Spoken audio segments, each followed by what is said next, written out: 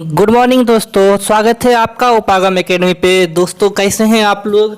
उम्मीद है दोस्तों आप लोगों की तैयारी बहुत अच्छी चल रही होगी। दोस्तों पैरा मेडिकल और बीएड से रिलेटेड पिछले वीडियो में आधुनिक भारत में दोस्तों हमने कुछ महत्वपूर्ण संगठन जिन्होंने भारत में राजनीतिक, धार्मिक और सामाजिक चेतना से अपने काम किए और भारत में राजनीतिक चेतना के उत्थान में अपना योगदान दिया। दोस्तों तो अब हम बात करने वाले हैं उन्हीं सभी संगठनों से रिलेटेड कुछ सवालों के बारे में। दोस्तों ये जो पूछे गए हैं बहुत सारे एग्जाम में, यूपीपीएससी और या फिर बहुत सारे एग्जाम में, जिसे बीएड में दोहराया जाता है दोस्तों, जैसा कि आप अपने क्वेश्चन बैंक में चेक कर सकते हैं। तो हम उन सभी सवालों को आज लेने वाले हैं। तो दोस्तों हमसे पूछा जा रहा है कि निम्नलिखित में से भारतीय जागृति का जनक, सर भारतीय जागृति मतलब पुनर्जागरण कह सकते हो, या फिर पुनर्जागरण कहने का मतलब वैसा क्या कहते हैं वर्क या वैसा काम जो भारतीय चेतना को, यानी कि जो भारत में जितनी भी कुरीतियां थी जैसे कि सती प्रथा, ठगी प्रथा, बाल विवाह, इन सभी को क्या कहते हैं भारत से हटाने के लिए, इन सभी चीज़ों को ख़त्म करने के लिए जो राजनीतिक चेतनाएं उत्पन्न की गई, जो धार्मिक चेतनाएं उत्पन्न की गई, उनमें बहुत सारे संगठनों ने अपना योगदान दिया और बहुत सारे लोगों ने। तो कहता है पहला क्वेश्चन कि निम्नलिखित में से कौन महापुरुष हैं जिसको भारतीय जागृति का जनक कहा जाता है? तो दोस्तों हम पिछले वीडियो में बता चुके हैं कि राजा राम मोहन राय को पुनर्जागरण का जनक कहा जाता है, जैसा कि आप इसका डिटेल भी देख सकते हैं। राजा राम मोहन राय को भारतीय पुनर्जागरण का पिता, राष्ट्रवाद का पैगंबर, अतीत और भविष्य के मध्य सेतु। अतीत मतलब दोस्तों पास्ट, अतीत का मतलब दोस्तों पास्ट, कहाँ गया, और फ्यूचर, इनके बीच में आता है दोस्तों अपना वर्तमान यानी प्रेजेंट। हम वर्तमान हिंदी में ही लिखते हैं ताकि अलग अलग अंग्रेजी हो जाए। दोस्तों आज का जो फ्यूचर जो होने वाला है और कल का जो भूतकाल था, उसके बीच जो आज का वर्तमान है। सर भूतकाल में सती प्रथा के बारे में बता चुके हैं दोस्तों कि अगर कोई महिला का पति अगर किसी कारणवश मर जाता है तो उस महिला को उसी चिता पे स्वतः आत्मदाह करना पड़ता था। बाल विवाह दोस्तों बहुत ही कम उम्र में 5-10 साल की उम्र में लड़कियों की शादी करा दी जाती थी। ठगी प्रथा, इन सभी को राजा राम मोहन राय जैसे व्यक्तियों ने खत्म किया और इसलिए आज मेरा वर्तमान थोड़ा सुदृढ़ हमको दिखता है। सेम क्वेश्चंस बहुतों बार पूछे गए हैं अलग अलग एग्जाम में। जैसे भारतीय राष्ट्रवाद का जनक किसे कहा जाता है? तो दोस्तों राष्ट्रवाद का जनक हम बोल चुके हैं कि राजा राम मोहन राय को कहा जाता है। भारतीय पुनर्जागरण का पिता राजा राम मोहन राय को कहा जाता है। ये अलग अलग है, जैसे बीपीएससी में पूछा गया है, यूडीए एलडीए में पूछा गया। यही क्वेश्चंस बीएड में, पैरामेडिकल में, हर एग्जाम से पूछे गए क्वेश्चन जो दोहराए जाते हैं आपको पूछा जाएगा दोस्तों। जैसे 7 नंबर भारतीय पुनर्जागरण आंदोलन के पिता राजा राम मोहन राय आंसर होगा। भारत में पुनर्जागरण आंदोलन का राजा राम मोहन राय। क्वेश्चन में देखिएगा दोस्तों, यूपी लोअर सब प्री है, यूपी पीसीएस है, बीपीएससी है। यदि सेम क्वेश्चंस अलग अलग एग्जाम में पूछे गए हैं, सेम क्वेश्चन, इसीलिए दोस्तों हम लेके आए हैं।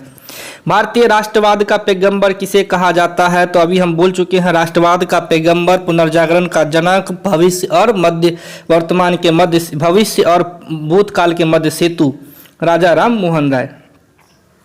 अगला क्वेश्चन है भारत का प्रथम आधुनिक पुरुष किसे कहा जाता है? वही होगा राजा राम मोहन राय। राजा राम मोहन राय द्वारा स्थापित संस्थाएं। तो दोस्तों राजा राम मोहन राय द्वारा स्थापित संस्थाओं की बात करें तो उसमें 3 संस्थाएं प्रमुख हम बता चुके हैं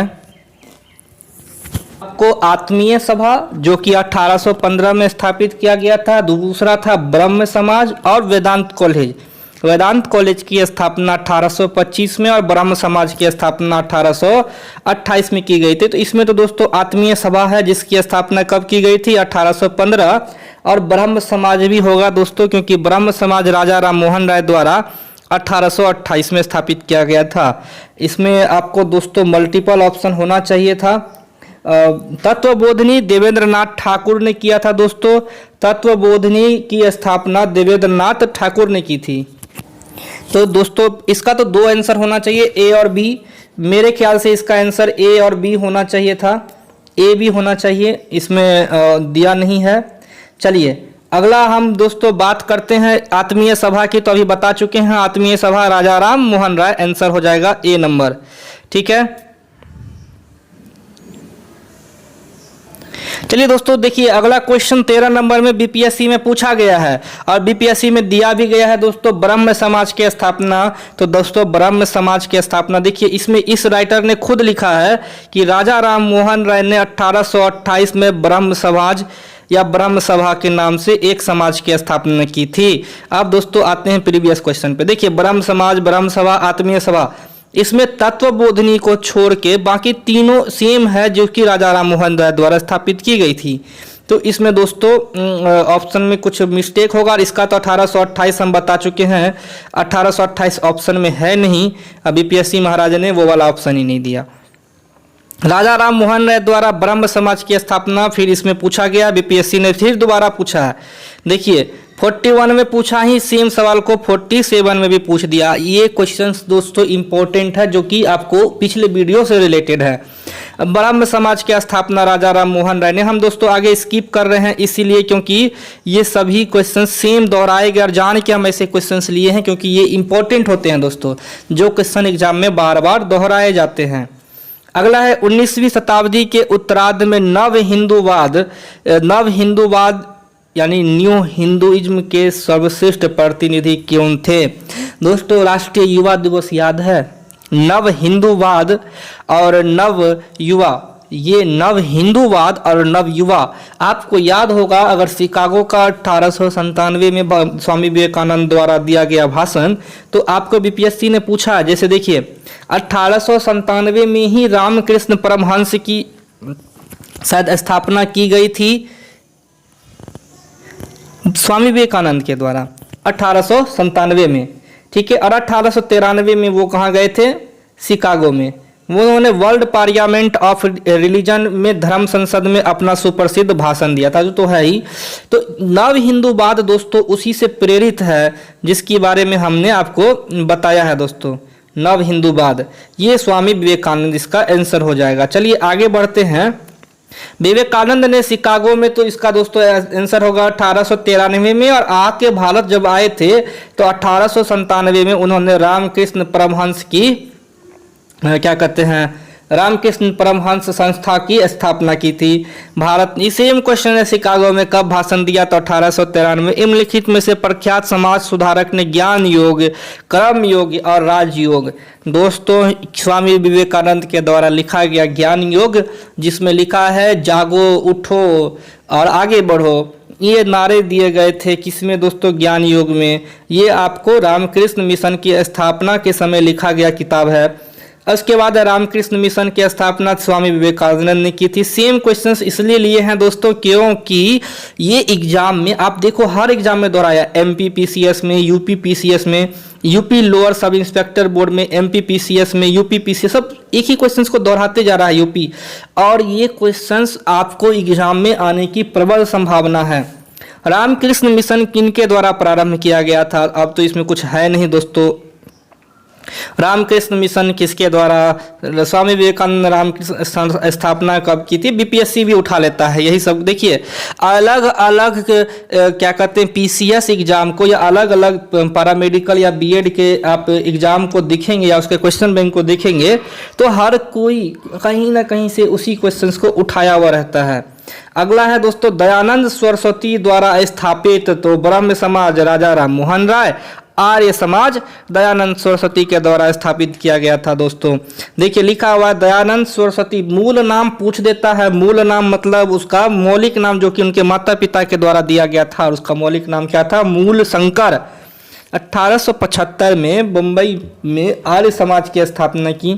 आर्य समाज का प्रमुख उद्देश्य था वेदों को प्रचारित करना, भारत में हिंदू धर्म के उत्थान में काम करना और वैदिक शिक्षा को आपको उसको उत्थान की ओर ले जाना। प्राचीन वैदिक धर्म लिखा हुआ है, प्राचीन वैदिक धर्म की शुद्ध रूप से पुनः स्थापना, जिसमें महिलाओं का सम्मान हो, आत्मसम्मान हो, किसी भी काम को छोटा बड़ा नहीं दिखाया जाए। आपको ऋग्वेद याद होगा, तो ऋग्वेद में जाति प्रथा नहीं वर्ण प्रथा थी जो कि काम के आधार पर बांटा गया था। आर्य समाज की स्थापना 1875 बंबई में।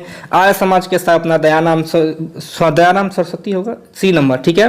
वेदों के पुनरुत्थान का श्रेय दयानंद सरस्वती को जाता है। वेदों की ओर चलो या वेदों की ओर लौटो, दयानंद सरस्वती। निम्नलिखित में से भारत का मार्टिन लूथर कहा जाता है, दयानंद सरस्वती को। सत्यार्थ प्रकाश की रचना किसने की थी? तो ये किताब है जो कि आपको स्वामी दयानंद सरस्वती ने लिखा, और इसी में उसने वेदों के अलग अलग जो क्या कहते हैं शिक्षाएं हैं उनका एक संक्षिप्त संकलन है किसमें? सत्यार्थ प्रकाश में, जिसमें वेदों की अच्छी अच्छी बातें, जैसे कि स्त्रियों का सम्मान करो, बार बार दोहरा रहे हैं स्त्रियों का सम्मान करो। ऋग्वेद में स्त्रियों की स्थिति बहुत अच्छी मानी जाती थी, बाद में उत्तर वैदिक काल में जो दयनीय हो गई, लेकिन इसी को सुधार करने के लिए स्वामी दयानंद सरस्वती ने आपको 1875 में आर्य समाज की स्थापना की, और जिसमें वेदों में लिखी गई अच्छी अच्छी बातों का संकलन कर लोगों के सामने उसका प्रचार प्रसार किया। दोस्तों जैसे कि देखिए इसमें लिखा हुआ है